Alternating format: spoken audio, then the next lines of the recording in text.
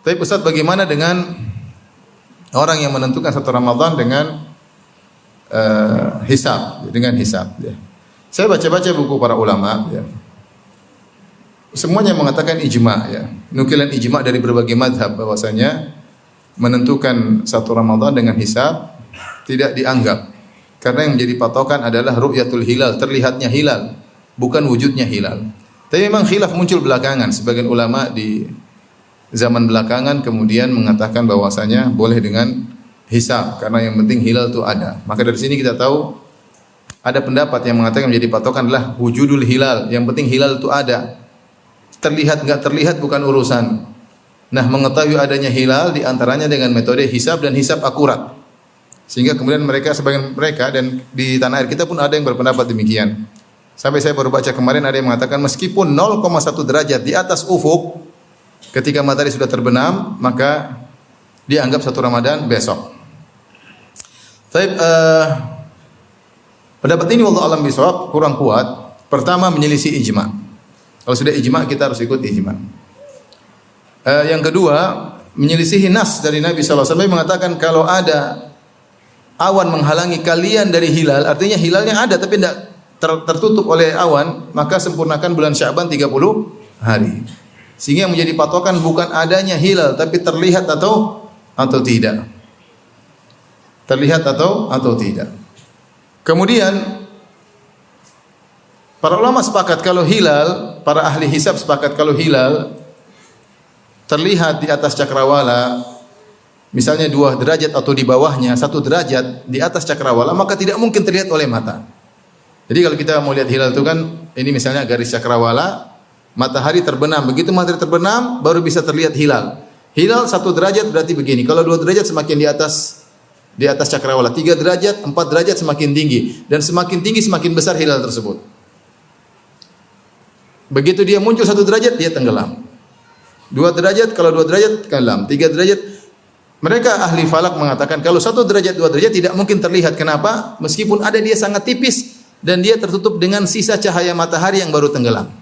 Jadi hilalnya kalau 1 derajat di atas cakrawala, meskipun ada tidak bakalan terlihat. Kenapa? Karena dia sangat tipis dan waktunya cuma 4 menit kemudian tenggelam dan dia tertutup dengan kuatnya cahaya matahari yang baru tenggelam sehingga tidak mungkin terlihat. Oleh karenanya orang yang mengatakan pakai hisab mereka pun 2 pendapat. Pendapat pertama yang mengatakan yang penting secara hitungan hilal ada meskipun 0,1 derajat di atas hilal. Meskipun dilihat pakai alat enggak akan kelihatan karena tertutup dengan cahaya matahari. Ini metode hisab pertama. Metode hisab kedua mengatakan boleh pakai hisab in amkanatir ru'yah kalau mungkin untuk dilihat.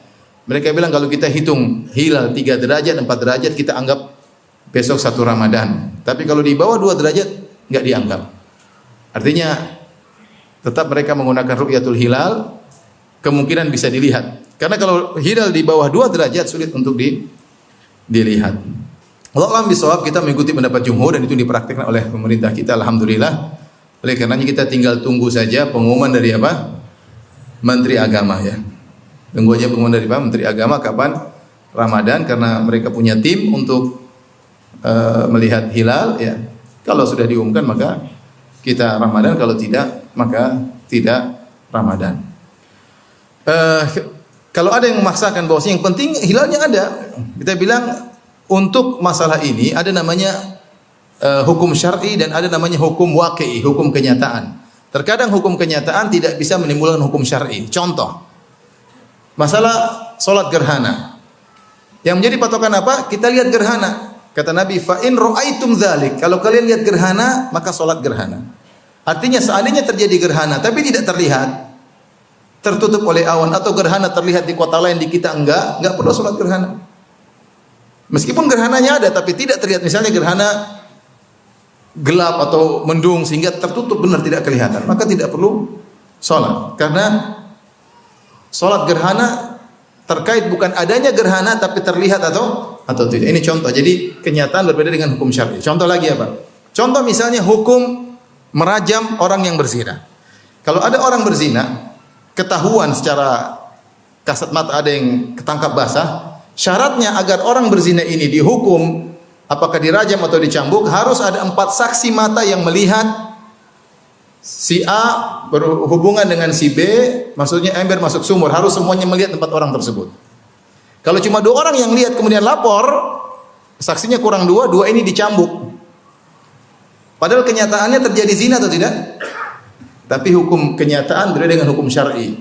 Hukum syar'i untuk menegakkan hukum kepada orang ini harus ada berapa saksi? 4 saksi. Ini contoh lagi. Jadi hukum kenyataan terkadang tidak bisa menimbulkan hukum apa? Syar'i. Contoh lagi, ada suami istri, waliyadzubillah, kemudian istrinya berzina. Zina laki-laki lain, kemudian hamil. Suaminya membiarkan saja. Suaminya membiarkan saja. Kemudian lahirlah anak tersebut, dinisbahkan kepada suami. Padahal ini air mani orang lain. Ini contoh. Kenyataannya dia berzina. Diperiksa DNA-nya juga bukan DNA bapaknya. Tapi bagaimana hukum syar'i? Hukum syar'i kalau terjadi perzinahan seperti ini, anaknya tetap disandarkan kepada suaminya yang sah.